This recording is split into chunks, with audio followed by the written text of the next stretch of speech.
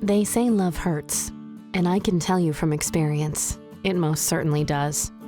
My husband and I had been married for 6 years when he took all my money and ran away. I was born into money. I didn't realize it growing up, but we were rich. It's not something you really get until you're old enough to see that everyone doesn't live in a huge house with a nanny and a housekeeper. Not everyone has 4 cars to choose from when they go out. And not everyone has an endless rotating closet full of name brand clothes to choose from. My parents were both lawyers, and not only that, my dad's parents were very wealthy and had come from a long line of old money. Growing up, I didn't think in terms of rich or poor. I was just happy. It wasn't until I made a friend named Carrie in junior high that I realized how easy I had it. She was a new girl, and we had gotten along really well right from the start. The first time she invited me to go over to her house after school, I was shocked. I had lived my whole life in that town and had never been to her neighborhood. She didn't have a car, so I drove and followed her directions. We were heading in the opposite direction to the areas I knew. The farther we got away, the smaller the houses got. When we pulled onto her street, it actually took me a minute to compute that people lived in the houses. Carrie hopped out of the car unaware of my impression. She hadn't been to my place yet. As I walked up the path, I turned to look at my car parked on the street. It stuck out like a sore thumb, all shiny and new. I tried to brush the thought of it being stolen out of my mind. The inside of her house was just like the outside, small, scruffy, and a little dirty. I hated to admit it, but I was a little hesitant to sit down. I really was a snob. I felt a little angry at my parents that they didn't expose me to people with less money than us, or people who didn't automatically live in the richest neighborhoods. I had never even been to this side of town. We hung out in her room mostly and listened to music.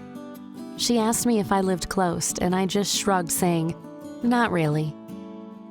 At the end of our visit, I hopped back in my car and drove back to my side of town and watched with fresh eyes as the houses got bigger and bigger and the cars fancier and fancier. When I walked into the house, Rosa, our housekeeper, was there to greet me. She asked me how school was and if I wanted her to get me a snack. To her surprise, I said that I could get it myself. I'm talking about my experience with Carrie because she really opened up my eyes to the fact that I was rich and well off and very fortunate. The next day at school, Carrie asked if she could come over after school so we could study together. She said we wouldn't go to her house because her mom had family staying and it was too crowded. I couldn't even imagine having extra people in that tiny little house. Of course, I said she could come over, but my mind instantly went to what she would think of me, if it would change her mind about me, make her uncomfortable around me. As we drove towards my house after school, I could tell that Carrie was staring at the houses. She said, "Wow, you live around here?" "Yup, sure do," I said. "Brace yourself," I said as we pulled into my huge long driveway and drove up to the entrance. Carrie was stunned. Her mouth was hanging open, but she said very little. I could see her adjusting her clothes as we walked up to the front door. She seemed really nervous, and I told her that my parents wouldn't be home and that there was nothing to worry about. Once we got into my room, Carrie flopped down on the bed and said, "I can't believe you're rich. I had no idea. I thought you were just like me." I said the same thing. Carrie said she had noticed that I had nice clothes, but that was it. Carrie and I stayed friends for years after that, and when I married my high school sweetheart, Brooke, she had some pretty choice words for me. She told me that she didn't like him, that she never had. She said she had overheard him boasting to all his football friends how he was marrying rich and would be set for life. Apparently, he had said thank God I was good-looking too.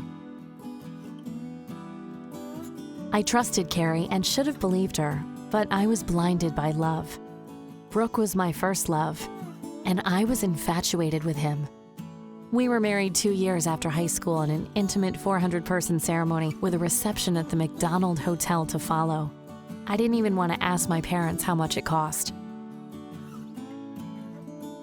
Brooke was over the moon when our parents handed us keys to a new home as a wedding gift.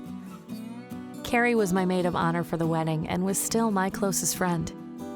She had gotten married the year before to Ben, one of the sweetest people I had ever met. He was clearly in love with Carrie, and they were the cutest couple in the world. Carrie and I had decided to try and get pregnant at the same time so we could go through our pregnancies together and raise our kids together. Carrie and Ben didn't have a lot of money, but they were so happy together. Carrie and I were both expecting our first when things started to go wrong with Brooke. He started to spend more and more time away from the house, and I suspected he was cheating on me. One night, Carrie and I went to his office to find, not surprisingly, that he was not working late as he had said he was. We drove around looking for his car, but didn't spot it. The next day, I asked him how working late was, and he just lied, saying how exhausting it was and how he needed a vacation. I couldn't believe what I was hearing. He seemed like he was planting the seed that he needed to get away on his own, and that's exactly what he was doing. The next day, he told me how a few of his friends were going on a big golf trip and how he was feeling the pressure of being a parent and needed to blow off some steam. I thought him being out of town would be a good time to do some digging and find out what was really going on. Little did I know him going away was all part of his big plan. He had been packing for days and seemed to be all keyed up about the trip, but I didn't understand why. I sure did a few days after he left, though. After dropping him at the airport and saying our goodbyes, I knew there was something sinister going on. There was something in the way he kissed me goodbye, and in the way he was acting leading up to the trip. I got home from the airport and immediately started digging. I rummaged through his drawers to no avail. I went through his office, found nothing, the garage, and still found nothing. He had a study at the back of the house that he spent a fair amount of time in, so I decided that could be a likely place I might find something. I tried to get into his desk drawers, but it was one of those old-school secretary-style desks with the roll top that pulls down over everything, and it was locked. I tossed that room upside down to find that key, but find it I did. When I searched through the drawers, I found more than I bargained for. First off, I found a pair of women's underwear, which didn't really surprise me or make me feel much of anything. What I found next chilled me to the bone. I found our bank book. Brooke was a professional accountant, so it made sense to hand the finances over to him once we were married. Whenever I had asked any questions, he had always brushed me aside by saying he had everything in control and that it wasn't something I had to worry my pretty head over. When I flipped to the most recent entry in our bank book, I was shocked to see a zero where our millions had been before. I hopped in the car and flew down to the bank. When I demanded speaking to the manager, he came out in a flurry. He apologized profusely, but explained that my husband had been in the day before and emptied our accounts.